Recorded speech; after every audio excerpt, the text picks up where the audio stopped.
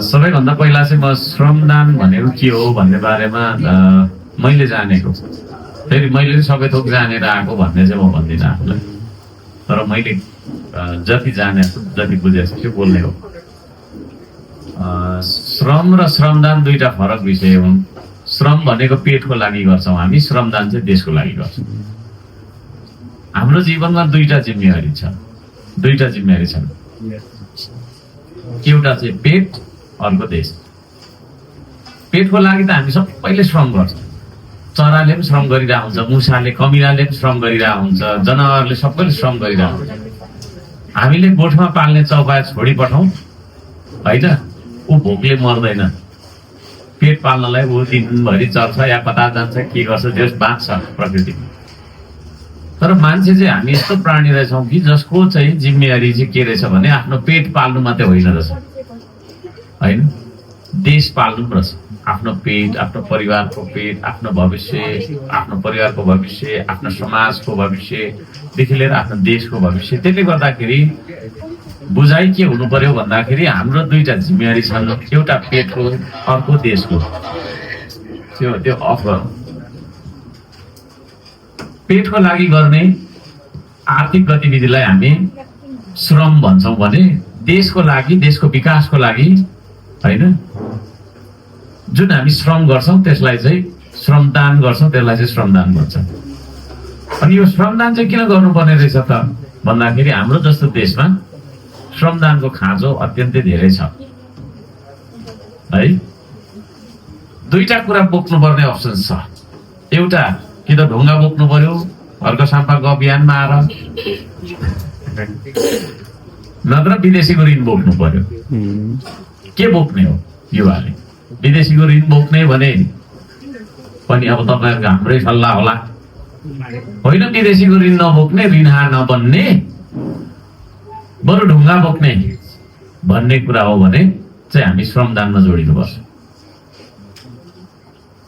दुईटा कुरा मैले फेरि भने कि त तपाईँको अफसोस दुईटा मात्रै छ होइन, यदि तपाईँ ढुङ्गा बोक्न आउनु पर्यो अर विदेशीको ऋण बोक्न तयार हुनु पर्यो। त्यो नगरिकन विकास हुनेवाला छैन।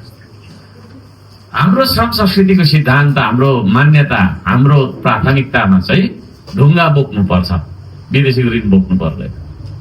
त्यसले गर्दाखेरि त्यो ढुङ्गा बोक्ने कृत्य, माटो छुने कृत्यलाई चाहिँ हामी श्रमदान भन्छौँ, जुन देशको योगदान, देशको विकासको योगदान खातिर हामी समर्पण गर्छौँ, अर्पण गर्छौँ होइन, दिन्छौँ देशलाई। यतिखेर दार्चुलामा पनि हामीले चाहिँ नै श्रमदान गरिरहेका छौँ। म तपाईँहरूलाई पनि एन्करेज गर्छु है, केही समय निकाल्नुहोस् जीवनमा, यस्तो एउटा बुझ्नेको कार्य जुन कार्यमा हामीले पाउने आशा केही पनि राख्दैन। हामी मठ मन्दिर पनि धाउँछौँ नि, धाउँदैनौँ? धाउँदैनौँ? धाउँछौँ नि होइन। मठ मन्दिरमा गएर पनि हामी मागिरहेको हुन्छौँ देवी देवतालाई, मलाई जाँचमा पास गरिदिनुहोस्, मेरो यस्तो होस् उस्तो होस्। तर श्रमदान भनेको त्यस्तो ठाउँ हो जहाँ तपाईँ केही पनि माग्नुहुन्न। मन्दिर जाँदा पनि मान्छेले मागिरहेको हुन्छ होइन भन्नु न, मस्जिद जाँदा पनि मागिरहेको हुन्छ, चर्च जाँदा पनि मागिरहेको हुन्छ, गुम्बा जाँदा पनि मागिरहेको हुन्छ। तर श्रमदान चाहिँ त्यस्तो एउटा स्थल हो, त्यस्तो एउटा कृत्य हो जहाँ मान्छेले केही पनि मागेको हुँदैन, पूर्ण रूपमा दिने भावनाले उत्प्रोत भएर आएको हुन्छ एउटा श्रमदाता। त्यस्तो श्रमदाता तपाईँहरू बन्नुपर्छ भन्ने म इन्करेज गर्छु होइन। जीवनमा आफ्नो पेटको लागि त अहिलेसम्म हामी बाँच्यौँ। हामीलाई विकास गर्नु छ, विकास मात्रै गर्नु छ कि क्रान्तिकारी विकास गर्नु छ भन्दा क्रान्तिकारी विकास गर्नु छ। क्रान्तिकारी विकास भनेको चाहिँ के हो होइन, हामी सबैलाई लाग्ला, आफ्नो आफ्नो विश्लेषण हुन्छ। मैले भने मात्रै सबै सही हुन्छ भनेर भन्दिनँ, तैपनि मैले जानेको कुरा भन्ने हो। यहाँ क्रान्तिकारी विकासमा चाहिँ चेतना र जागरण पनि आइरहेको हुन्छ, विकास पनि भइरहेको हुन्छ, अनि छिटो भइरहेको हुन्छ। तर विकास भन्ने कुरामा मात्र चाहिँ क्रान्तिकारी विकास र विकास दुईटा फरक कुरा हो। क्रान्तिकारी विकासमा चाहिँ चेतना र जागरण पनि आइरहेको हुन्छ, विकास पनि भइरहेको हुन्छ, दुईटै फाइदा हुन्छ भने विकास भन्ने कुरामा चाहिँ विकास मात्रै भइरहेको हुन्छ। ठेकदारले गर्ने विकास र श्रमदानबाट हुने विकासमा के फरक छ भन्दा ठेकदारले गर्ने पनि विकासै हो हैन। जस्तै ठेक्काबाट एउटा बाटो बनाऊ, त्यो ठेक्काबाट केही पनि जागरण आउँदैन, त्यहाँबाट न चेतना आउँछ, न सामाजिक एकता आउँछ, न तपाईँ हाम्रो चिनजान हुन्छ, केही पनि हुँदैन। ठेक्कापट्टा लाउने मान्छेले 5 रुपियाँ लगानी लगाएर 7 रुपियाँ 10 रुपियाँ कमाऊ भन्ने धाम्ने हुन्छ, त्यति हो। तर श्रमदानबाट एउटा बाटो बनायौँ भने 100औं मान्छे हामी एउटै परिवार जस्तो जोड्छौँ अनि त्यो बनाएको संरचनाको माया लाग्छ हामीलाई र फास्ट हुन्छ त्यो। फेरि ठेक्काबाट हामीले 1 महिना लगाएर गर्ने काम श्रमदानबाट गर्ने भने 10 दिनमा गर्न सक्छौँ, किनभने म्यान पावर अनलिमिटेड हुन्छ। हामीले त्यस्तो अब धरानको प्रमुख भएर आएको मान्छे, मेरो अनुभवको कुराहरू मैले तपाईँहरूलाई सुनाएको छु। 6 महिना वर्ष दिन लाग्ने होइन काम हामी 1 महिनामा सक्यौँ। 35 वर्षदेखि ल्याउन नसकेको पानी त मैले 98 दिनमा ल्याइदिएँ होइन। त्यो लेभलमा मोटिभेसन दिएर होइन, लिएर मोटिभेसनको खेती त हो यो सबै कुरा, उत्प्रेरणाको कुरा। त्यो उत्प्रेरणाको कुरा, त्यो जागरणको कुरा। आज त्यो तपाईँको खोलामा गरेको श्रमदानले आज श्रम संस्कृति पार्टी निर्माण भयो। त्यो श्रमदान नगरेको श्रम संस्कृति पार्टी जन्मन्छ? जन्मदैन। एउटा सिद्धान्त जन्मियो, एउटा दर्शन जन्मियो, एउटा संगठन जन्मियो, एउटा राष्ट्रिय स्तरको 3 महिनामै भए पनि एउटा पार्टी जन्मियो, हो त्यो क्रान्तिकारी विकास। बुझ्दै हुन्छ नि? मैले जम्मा 6वटा कुरा भन्दैछु। एउटा कुरा पेट र देश, दुईटा हो, दुईटै हाम्रो हो। एउटा श्रम, अर्को श्रमदान, र एउटा विकास अनि अर्को क्रान्तिकारी विकास। हामीलाई आज क्रान्तिकारी विकास चाहिएको छ कि विकास मात्रै चाहिएको छ? क्रान्तिकारी विकास होइन, जुन विकास गर्दा गर्दै है हामीमा चेतनाको पनि विकास होस्। भौतिक संरचना त बन्छ नै बन्छ, तर भौतिक संरचना मात्रै बन्दैन है। एउटा भौतिक तपाईँको नबोल्ने कुरा मात्रै बन्दैन, बोल्ने कुरा, महसुस गर्ने कुरा, जीवन्त तपाईँको चेतना र जागरणको अभियान पनि त्यति नै हेर भइरहेको। त्यो क्रान्तिकारी विकासको नाम हो श्रमदान भन्ने। त्यो श्रमदानको आधारमा त्यसलाई तपाईँको चाहिँ यो देशको मुख्य विकासको मोडेल बनाउनु पर्छ भनेर अगाडि बढाएको छ श्रम संस्कृतिले। त्यो श्रम संस्कृति युवाहरूको भेला आज यहाँ भइरहेको छ। तपाईँहरू जोडिनुहोस्, स्वार्थी नबन्नुहोस् है, म त्यो भन्न चाहन्छु। पेट त तपाईँको हो, यो देश चाहिँ कसको हो त? यस, यदि यो देश पनि तपाईँको हो भने त्यो देशको लागि तपाईँ काम गर्न आउनै पर्छ। म चाहिँ जस्तै काम भए पनि गरिहाल्छु। अस्ति दार्चुलामा गएर बिहान ताली नबजाउँ होला, समय मात्रै हुन्छ है। बिहान 8 बजीदेखि बेलुका 8 बजीसम्म टर्च लाइट बालेर गिटी कुटेर आउँदैछु है। काम सानो हुँदैन, जस्तै काम पनि गर्नुपर्छ। म कम्प्युटर पनि चलाउँछु, इनफ्याक्ट टिचिङ गर्थेँ पहिला कम्प्युटर।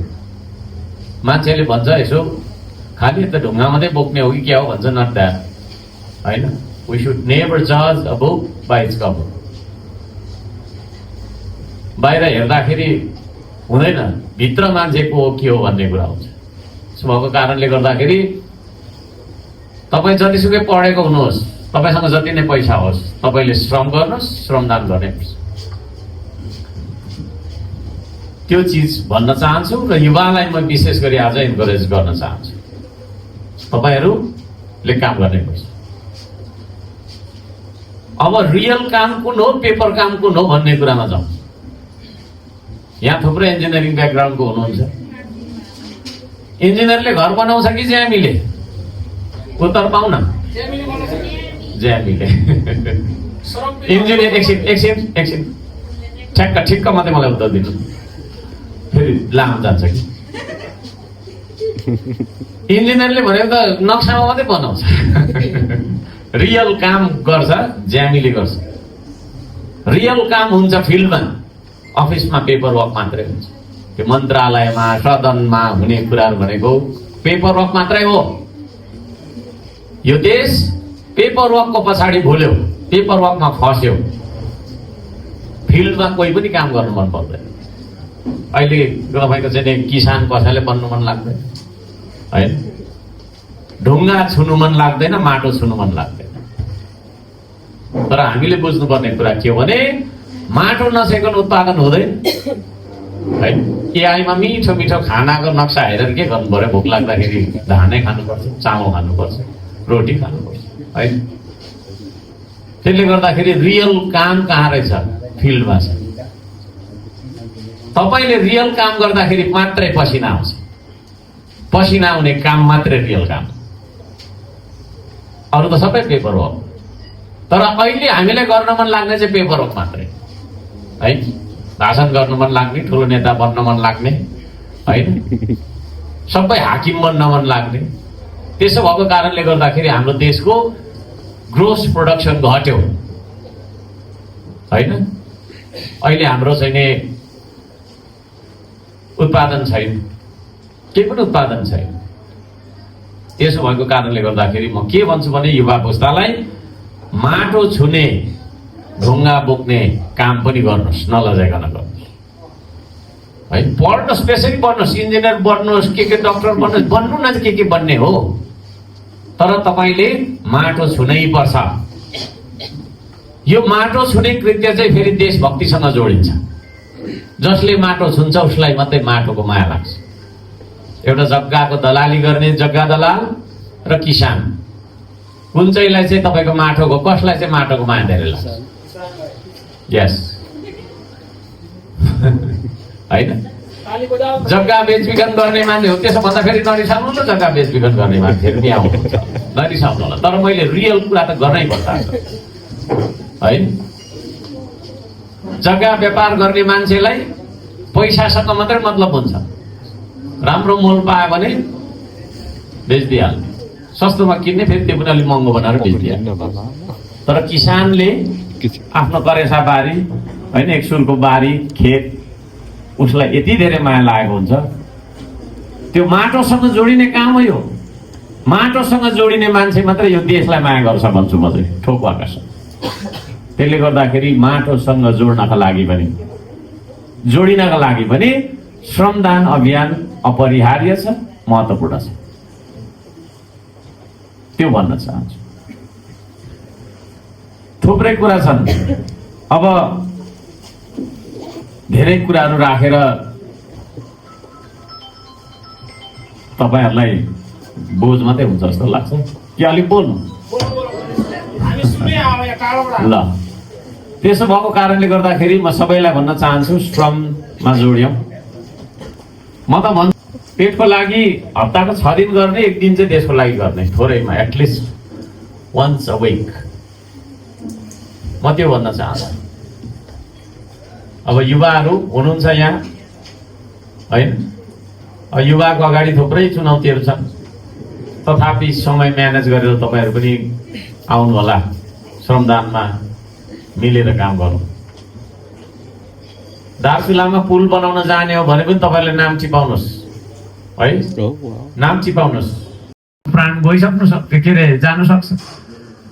अनि पारिपट्टि तर्ने, अनि पारिपट्टिबाट चाहिँ भारतीय गाडी चढेर चाहिँ सदरमुकाम, तपाईको दार्चुलाको सदरमुकाम खलङ्गा जानुपर्ने, त्यहाँबाट किनेर के ल्याउनु पर्ने, उपचार के गर्नुपर्ने, अनि फेरि फर्केर त्यही तुइनबाट आउँछ। प्रत्येक घरबाट मान्छेहरू 1 जना 2 जना त्यो तपाईको चाहिँ के रे महाकालीमा बगेर हैन, कहिले पनि नफर्किने गरी गएका रहेछन्। त्यस्तो खालको बिजोग रहेछ।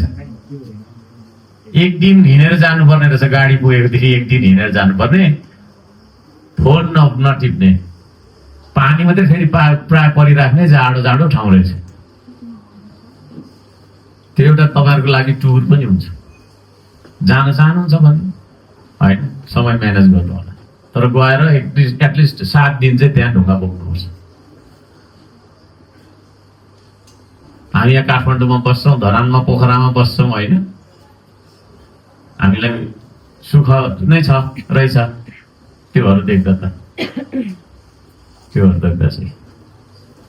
र त्यसमा जान चाहनुहुन्छ भने तपाईहरुलाई म इन्करेज गर्छु हैन, जानु होला। र सम्पर्क नम्बर टिपाउनु होला त्यता तल।